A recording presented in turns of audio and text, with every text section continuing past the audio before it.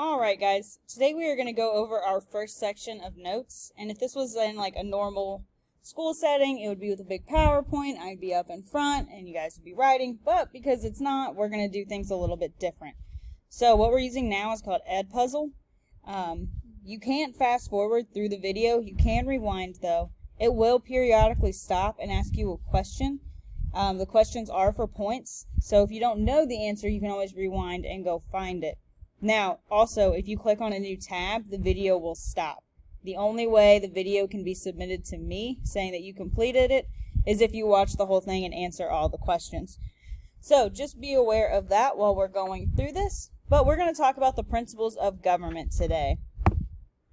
So, before we exactly talk about what government is, it is one of the oldest human inventions. Humans created government because they didn't realize... Humans created government because they realized they could not survive without some way to regulate their own actions and their neighbors' actions. So they needed it to kind of keep control of people in a way where things don't get crazy. If you have anarchy, which is like the absence of any kind of government, people can pretty much just do whatever they want, which sounds nice if you trust everybody, because some people aren't going to have everybody's best intentions in mind, so things can get a little crazy. So the actual definition of government is the institution through which a society makes and enforces its public policies, such as decisions about laws, taxes, war, pretty much anything. So we have a government that creates laws. We do have to pay taxes because that's what actually funds the government. But public policy is a really big part of it. So public policies are all of the things the government decides to do, including matters on education, crime, healthcare, environment, pretty much everything. So what the government will do is they will find a problem. So let's say the problem is coronavirus. This is what we're doing right now. So they formulate a policy. So let's go with like the masks. They adopt it, and now everybody has to wear a mask, implementing it, making sure people actually do it, and then they evaluate if it's working. If it's not, you start pretty much the whole process all over again. If it's working, it stays. Politics. Politics is the process by which a society decides how power and resources will be distributed within that society. So it's basically, how are you going to use public policy, and what are those policies going to be? Republicans and Democrats are the two big political parties that we have right now. We do have third parties, like the Libertarians and the Green Party. If you're a Kanye West fan, I don't know if he's still calling it the birthday party. I haven't been keeping up with that one. But Republicans and Democrats are the two big ones.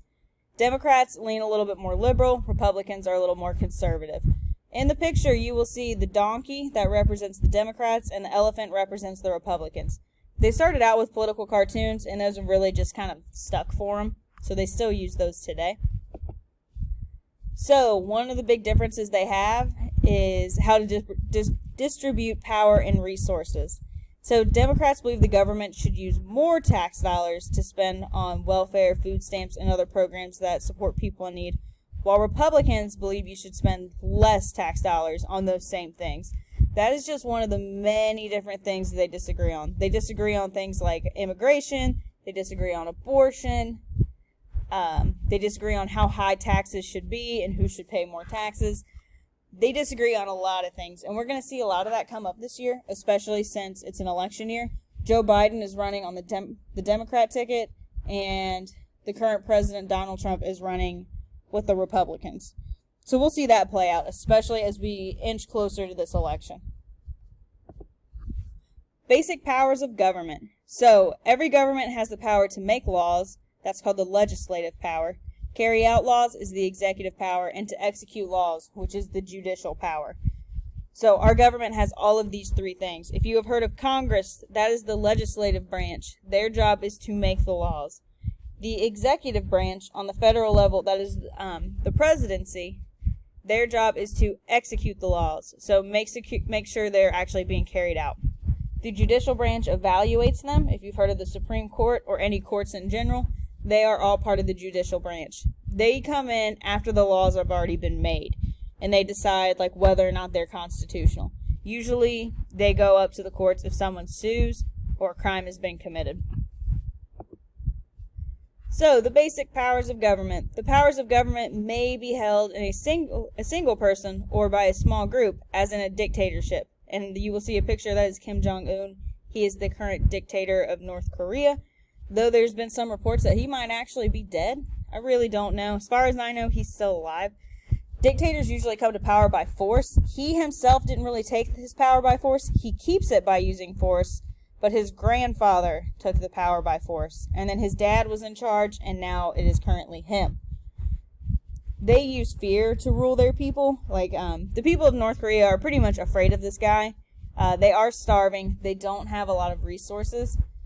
And they live in a very sheltered environment because Kim Jong-un doesn't want them to know what's going on in the outside world so he can keep his control of the people. So, when the responsibility of these powers rests with a majority of the people, the government is known as a democracy. And that is a picture of former President Barack Obama.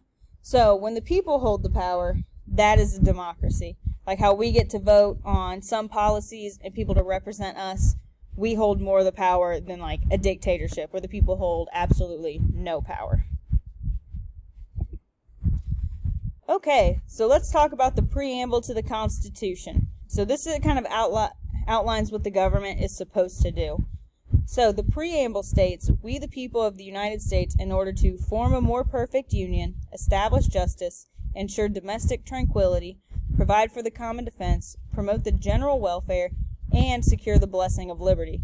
To ourselves and our prosperity, do ordain and establish this Constitution for the United States of America." Everything in red is stuff that we're going to go over next. That is what the government is supposed to do. You may believe they're doing a great job. You may believe they're not doing a great job at this. It's kind of your opinion on how that's actually going. All right. So, to form a more perfect union. This one has to do with bringing the states closer together and unify them into a truly strong, unified country. So each state is in a way like its own little country. Each state has different laws on certain things, but they're all part of the United States of America. So they all follow things like federal laws, because that's supposed to cover all of them. So though they are separate, they are still together at the same time. Because when they were colonies, they were all separate. But now that they have won their independence, they're going to join together. To establish justice. So, the law in both its content and its administration must be reasonable, fair, and impartial.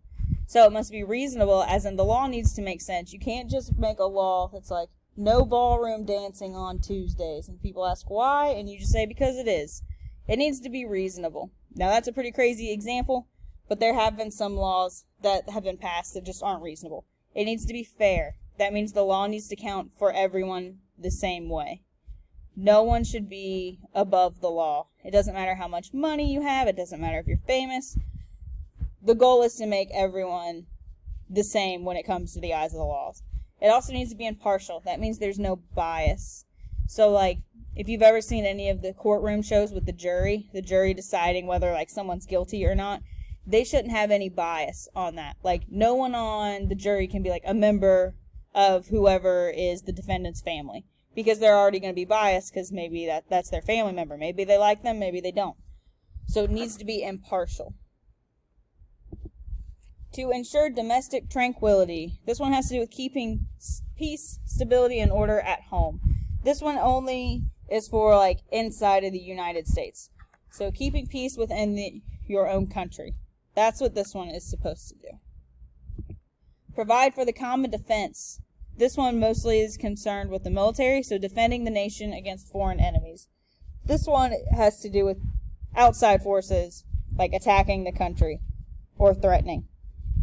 So that's where you have the common defense. Promote the general welfare. You will see this one a lot in the news, especially during coronavirus.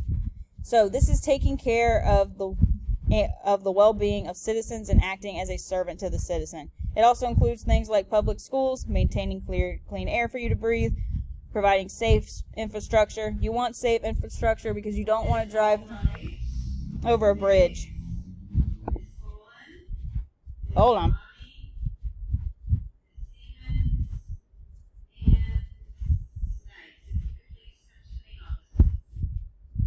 Sorry. I'm recording this at school, so you will hear announcements from time to time. All right.